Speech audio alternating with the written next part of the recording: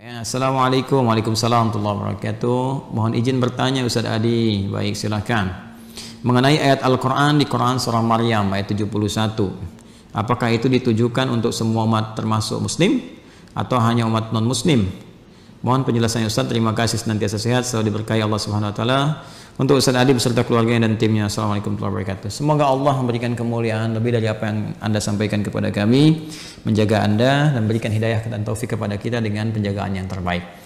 Saudaraku dan saudariku dimanapun Anda berada, ini ayat sering kali digunakan sebagai klaim paling favorit, khususnya oleh kalangan orientalis juga misionaris, yang dipakai ditebarkan dan memberikan kesan bahwa ada nih, Islam ini agamanya tidak memberikan apa-apa, nggak memberikan manfaat, karena nanti percuma juga masuk Islam, karena ada satu ayat di Al-Quran, yaitu Quran surah 19 Maryam ayat 71 yang mengatakan semuanya pasti akan ke neraka, jadi nggak akan selamat, sehingga itu perlu juru selamat. Nah ini gambaran semacam ini, gambaran yang penting untuk kita luruskan, tapi kita memang memahami, karena kebanyakan mereka memang tidak mengerti Al-Quran, ya, tidak membaca dengan baik, tidak memahami. Untuk itu kita ajarkan supaya mau belajar, ya.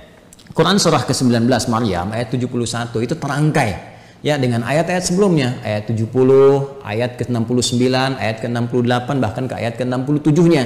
Penting untuk saya sampaikan kawan-kawan sekalian bahwa cara membaca Al-Quran itu caranya ada yang disebut di rumus tafsir dengan 2S 1L. Ya, 2S 1L. 2S itu rumusnya siyak. Siyak itu ayat yang sedang kita baca. Ya, misal kita sedang baca nih Quran surah Maryam surah 19 ayat 71. Kemudian kita lihat lagi setelah siyak apa? Ya, sibak. Hubungan dengan ayat sebelumnya. Ada nggak korelasinya? Apakah ini satu kesatuan? Ya, dari ayat sebelumnya nyambung nih mengisahkan tentang kisah tertentu. Ini loh muaranya seperti ini. Atau dia berdiri sendiri, cuma satu ayat aja itu. Itu maksudnya gitu kan?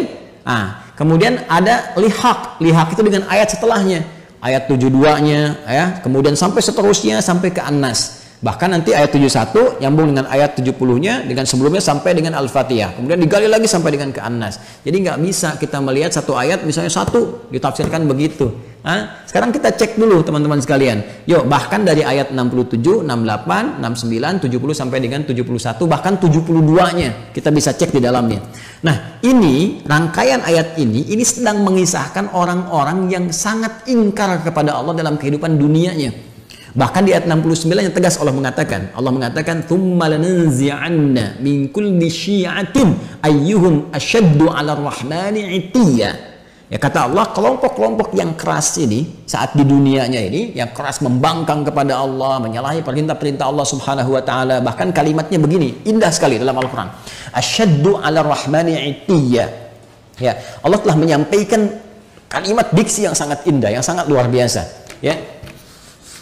Tsumma lananzi'anna min kulli syi'atin ayyuhum asyaddu 'alar rahmani 'itiyya. Sebelum sampai ke ayat 71-nya. Ya, Allah menyampaikan di ayat 69-nya, ya. Pertama ada diksi Ar-Rahman. Ya. Rahman itu kan sifat kasih yang tanpa batas diberikan bagi setiap hamba, ya, yang menghambakan dirinya kepada Allah sepanjang masih punya waktu kehidupan di dunia. Jadi masih umum nih, universal.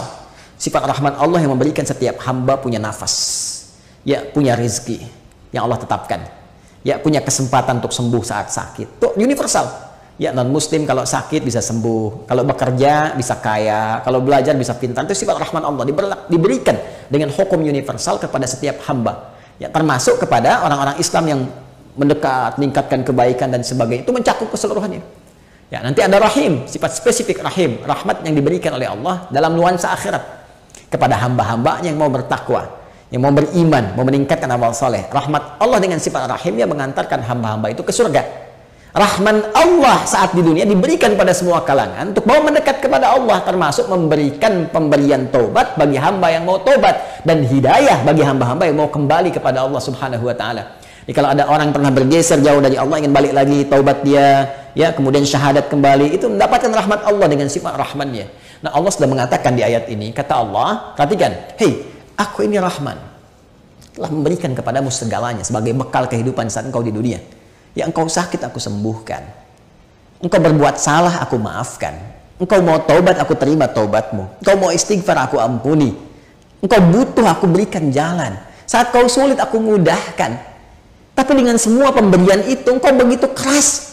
Ya, asyaddu 'ala ar-rahmani 'itiyya. Ada kalimat asyadd. Allahu akbar. Ada kalimat 'itiyya. Ya, ini kan pembangkangan yang sangat luar biasa. Ya.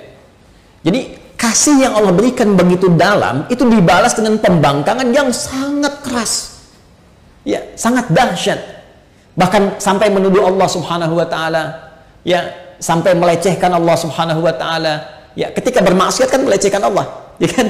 Ketika bermaksiat kan menentang Allah, sampai menentang Allah. Ya, Allah bilang jangan mencuri, mencuri, kan menentang namanya. Jangan berselisih, berselisih. Jangan gosip, gosip. Ya, coba lihat, bahkan menuduh Allah. Ada yang mengatakan Allah punya anak, Allah punya syarikat, Allah punya macam-macam, gitu kan? Nah, itu kan dahsyat. Kata Allah, ini saya sudah berikan sayang, diberikan kesempatan untuk kembali kepada Allah, masih bersikap seperti ini. Dan dia memilih bertahan dengan keburukannya sampai wafat. Ya. Sampai wafat, itu Allah buka, saking sayangnya Allah diberikan kesempatan. Ya, sampai nyawa belum sampai ke kerongkongan, masih ada peluang untuk taubat. Dibuka seluas-luasnya. Bahkan diturunkan Quran surah ke-39. Quran surah ke-39 di ayat 53. Az-Zumar ayat 53. Qul ya ibadiyalladzina asrafu ala anfusihim la taqnatu min rahmatillah. Tuh. Qul ya ibadiyalladzina asrafu ala anfusihim. Katakan Muhammad SAW kepada setiap hambaku yang pernah berbuat israf. Israf itu berlebihan, lebih. Jadi udah nggak kerukur lah. Ya, kalau dalam konteks keduniaan misalnya, ya ke pernikahan prasmanan sampai nambah 9 kali, itu israf. Ya, ada israf dalam berbuat dosa. Mohon maaf, bukan cuman bohong, sombong, ya, dan macam-macam. Jadi kalau orang lain pernah berbuat dosa, dia kayaknya belum cukup. Nah, itu israf namanya. Kata Allah, dalam setiap perbuatan dosa pun yang engkau kumpulkan, selalu ada jalan dan secercah cahaya aku berikan supaya engkau mau kembali. Jadi sebelum nyawa sampai ke kerongkongan, karena itu diperdengarkan. Ya, ada adzan, ada suara-suara kebaikan, orang baca Quran. Kok tiba-tiba lewat masjid, padahal Anda bisa lewat jalan yang lain. Kenapa kok lewat masjid? Kenapa kok tiba-tiba mampir ke ceramah ini? Anda ditugasi jadi bazar misalnya, tapi mampirnya ke ceramah ini. Ya, kok tiba-tiba bisa datang gitu kan? Kok tiba-tiba bisa Anda klik yang muncul tausiah, klik yang muncul status kebaikan. Itu kan hidayah namanya. Jalan. Kalau Anda mau kejar, Anda mau dapatkan, diberikan oleh Allah petunjuk. Tadi saya katakan rahmat Allah yang diberikan dalam konteks keduniaan yang sangat luas disebut dengan Rahman. Rahman ya Rahman, Rahman ya Rahman ya Rahman. Qul Allaha awid ar-Rahman. Quran surah ke-17 ayat 110. Ya, panggil Allah, panggil ar-Rahman untuk mendapatkan rahmatnya. Kata Allah, jangan putus asa. Ya, tapi orang-orang ini mempertahankan keburukannya sampai dia wafat. Ya, kalau sudah wafat, tidak ada jalan lain. Keadilan Allah itu harus berlaku.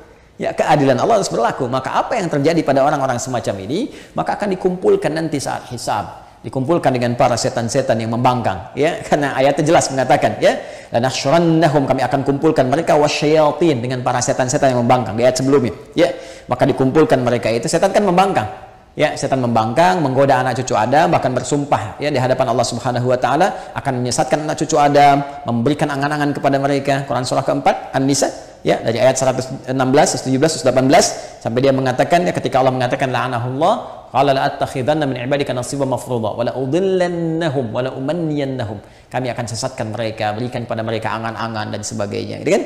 Nah, ini dikumpulkan bersama para makhluk yang pernah bermaksiat, kalangan iblis, kalangan setan-setan, dan orang-orang yang semacam ini yang terpedaya dalam kehidupan dunianya dan nggak mau tobat, mempertahankan keburukan. Itulah yang digiring kemudian untuk mendapatkan keadilan Allah Subhanahu wa taala dengan perbuatannya, dan kemudian mereka dikumpulkan dan masukkanlah ke dalam neraka jahanam sebagai akibat dari perbuatan mereka dengan keadilan Allah Subhanahu wa taala. Allah memberikan kesempatan sampai titik akhirnya. Ya, tapi mereka tidak memanfaatkannya. Tapi kalau sudah selesai kejadiannya, tuntas kemudian dengan wafatnya, maka sifat keadilan Allah mesti berlaku. Karena Allah punya sifat al-adil, maha adil. Ya, maka dengan sifat kemahaadilan ini mesti diberlakukan keadilannya. Bagi yang baik dapat balasannya di surga, ya, kebaikan-kebaikan rahmat Allah. Bagi yang salah, apakah dia punya iman atau tidak? Apakah punya bekal kebaikan atau tidak? Karena kunci kebaikan di akhirat itu iman dulu. Ya, awas, beda, jangan lihat konteks dunia karena timbangannya beda. Antara dunia dengan akhirat semua punya mekanismenya, semua punya aturannya. Dunia apa saja bisa Anda kerjakan sepanjang Anda mau berkreasi. Akhirat punya aturan tersendiri. Maka kunci kebaikan disebut dengan iman. Pertama dilihat ada iman atau tidak. Dari imannya ini ada kebaikan atau tidak. Kalau dia beriman, berbuat baik, ternyata berbuat salah juga, maka perbuatan baiknya akan menutup yang salah-salahnya dulu. Kalau sisa baiknya, dapat rahmat Allah, masuk surga. Kalau seimbang, tunggu di Araf. Ya, di Araf, makanya ada surah ke-7, surah Al-Araf. Dari ayat 45 sampai dengan 49 disebutkan kisah orang-orang yang seimbang amalannya, amal baik dengan buruknya 50%, maka mereka menunggu di tempat yang tinggi ya sampai hisab selesai. Terlihat keindahan surga, pengen cepat ke sana ya, tapi terdengar jeritan neraka, tak mampu melihat, sehingga mereka memohon rahmat Allah, ya Allah rahmatmu, ya Allah rahmatmu. Maka Allah dengan rahimnya tadi, rahim, memberikan rahmat kepada mereka, maka mereka dimasukkan ke dalam surga setelah hisab selesai. Ya kalau sehari berarti 1000 tahun nunggu di situ. Ya, tapi ternyata kalau jelek ini, jeleknya banyak 50,0001%. Ini 49,9999. Maka dilihat nanti, apakah ada peluang mencintai Rasulullah, dapat syafaat, apakah dari dekat dengan ahlu Quran, apakah pernah nanti ada kaitan-kaitan, dicari sampai dia punya peluang untuk menutupi salahnya ini, sampai punya peluang. Ya, sampai punya peluang, itu rahmat Allah.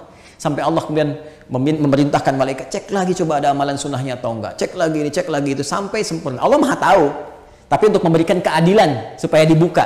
Ya, mudah bagi Allah mengatakan sudah nggak ada peluang, masukkan neraka, mudah. Tapi ketika Allah katakan buka catatannya, perlihatkan kepada dia, terbuka semua, sehingga semua potensi kesadaran dia, pemahamannya, dan tidak ada hujah lagi di hadapan Allah karena semua dibuka dengan semua bukti-buktinya. Jelas ya? Nah, kalau dia tidak mendapatkan ini semua, maka dia masuk ke dalam neraka sampai selesai batasan kejelekannya, lalu dengan rahmat Allah diangkut, dia dimasukkan ke dalam surga. Ya, diselamatkan dia, kemudian dimasukkan ke dalam surga. Tapi orang-orang yang memang ingkar dari awal, tidak punya iman, bertentangan, kemudian bahkan mempertentangkan Allah Subhanahu wa taala, maka orang-orang semacam ini akan kekal di nerakanya seperti Allah janjikan. Karena itu kalau masih punya kesempatan, perbaiki diri kita. Dan ingat ya, kalau membaca Quran, belajar Quran, maka belajar kepada yang ahli Quran. Jangan orang nggak pernah baca Quran, dia dengar, kemudian penjelasannya. Dia aja nggak ngerti Quran, bagaimana Anda bisa mendengar tafsirnya? Ya, mendengar penjelasannya. Ini kan agak aneh cara berpikirnya. Jadi kalau ada orang-orang yang tidak beriman atau tidak mengetahui Quran, kemudian memberikan gambaran-gambaran, termasuk orang-orang liberal misalnya, ya, yang nggak ngerti Quran, nggak paham cara menafsirkan Quran, nggak mengerti kandungannya, baca Quran aja jarang misalnya kan, bicara tentang isi Quran itu nggak usah didengar. Ya, nggak usah didengar. Ya, dulu pernah ada penjelasan bahwa ini semua orang nih, semua agama berpeluang semuanya masuk surga. Ya, walaupun beda-beda keyakinan, cuma punya satu Tuhan yang sama, walaupun caranya beda-beda. Lalu seenaknya mengambil potongan ayat Quran. Diambil Quran surah kedua Al-Baqarah di ayat 62. Ya, paling kiri sebelah atas. Innal ladzina amanu wal ladzina hadu wan nasara was-sabiin. Sampai situ dipotong. Ini dalilnya nih. Orang beriman, ya, orang Yahudi, orang Nasrani, orang Sabiin, ya kan, penyembah bintang gemintang dan sebagainya. Ini dalilnya, tapi dia nggak teruskan. Man amanahnya nggak diteruskan. Man amana billahi wal yaumil akhir wa amila salihah. Sepanjang mereka beriman kepada Allah. Maksud Allah ingin menyampaikan bahwa semua hamba-hamba Allah ini, apapun yang ia kerjakannya sepanjang mereka beriman dan beramal saleh. Ya, misalnya tadi yang dari kalangan Muslim, ya. Kemudian dari kalangan Nasrani, dari kalangan Yahudi, dari kalangan Sabiin, dari semua, Allah nggak akan bedakan semua mereka kalau mereka mau beriman. Artinya apa? Minta dulu semua beriman. Ya, asyhadu an la ilaha illallah, asyhadu anna muhammadar rasulullah, yakin dengan Allah, tinggalkan semua hal kecuali apa yang telah Allah tetapkan kepada mereka. Menyembah hanya kepada Allah, salat kepada Allah, baca Quran dengan baik dan beramal sesuai petunjuk Allah. Makanya di ujungnya ada wa amilas salihah. Ya. Baik, itu penutupnya, balu lahum ajruhum inda rabbihim wala khaufun 'alaihim wala hum yahzanun. Mereka dapat balasan pahala, termasuk hilang dari kesedihan-kesedihan mereka. Karena itu hati-hati ya kalau mengaji, baca-baca di di Google, di Facebook misalnya, atau di YouTube dan sebagainya, coba pastikan dari siapa Anda mengambil ilmu, dilihat. Ya, kalau meragukan ya tinggalkan, kemudian cari penjelasan-penjelasan yang baik. Ya, penting ngajinya juga harus diperjelas, ilmu sorofnya dipertajam. Ya, tabayatubu youtuban gitu. Ini tasrifannya di fasbaka yufasbiku Facebookan. Nah, itu konteks kekinian yang harus diperbaiki. Jadi saya tegaskan sekali lagi, yang Quran surah ke-19 Maryam ayat 71 itu tentang menyinggung tentang orang-orang yang bermaksiat dan tidak mau tobat, yang keras pertentangannya kepada Allah Subhanahu wa taala, sampai diberi kesempatan sampai dia menjelang wafat pun tetap tidak mau bertobat. Maka muaranya adalah muara keburukan saat di akhirat, dikumpulkan di neraka jahanam bersama para setan juga yang pernah kemudian bermaksiat selama dalam kehidupannya kepada Allah Subhanahu wa taala. Itu maksudnya, ya, itu maksudnya. Jadi ini pengingat juga kepada kita sepanjang kita hidup, maka kita persiapkan dengan baik ya. Ini penjelasan Al-Qur'an ya, penjelasan Al-Qur'an. Nah, kalau nanti ada penjelasan misalnya di buku-buku lain atau keterangan lain, yaitu gambaran-gambaran yang bisa kita uji. Ya, Al-Qur'an itu menawarkan dengan sangat indah. Satu-satunya kitab di muka bumi yang membuka penawaran kepada setiap hamba untuk bisa, silahkan datangkan semisal Al-Quran, silahkan kaji. Satu-satunya kitab di muka bumi, kaji otentisitasnya, dijelaskan langsung, kaji otentisitasnya, ya kaji apakah ini buatan manusia atau ini firman Allah Subhanahu wa taala. Silahkan lihat dari berbagai unsur. Ya, dari unsur sastranya, unsur kebahasaannya, unsur isinya, muatannya dan sebagainya. Itu satu-satunya kitab di muka bumi yang membuka peluang kepada setiap hamba, bahkan menawarkan kalau nggak mampu sendiri panggil dari kalangan jin, panggil dari kalangan yang lain. Bisa nggak datangkan semisal Al-Qur'an. Satu-satunya kitab di muka bumi. Silahkan tunjukkan pada saya kitab mana di muka bumi yang menawarkan, ya, bahkan bukan hanya kepada pemeluknya, kepada siapapun di muka bumi untuk memeriksa kebenarannya, kecuali Al-Quran. Kecuali Al-Quran. Karena itu mengaji Al-Quran harus menggunakan pendekatan-pendekatan hukum-hukum, ya, dan dasar-dasar keilmuan yang benar. Ya, Wallahu taala a'lam bissawab.